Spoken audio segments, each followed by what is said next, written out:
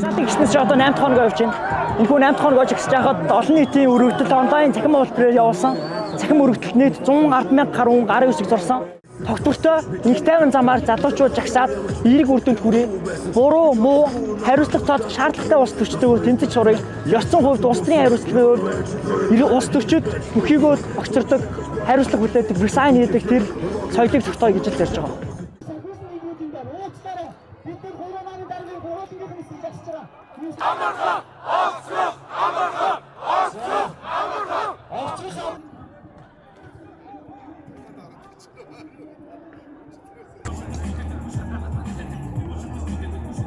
Тэр хүмүүс тийч 20 сая төгрөгийн цүх үрж ийн.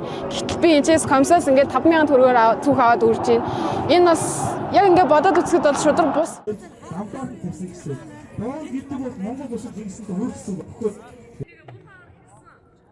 Ялангуяа жагсаж ирсэн хүмүүсийн эндээ ингэж хэлж байна.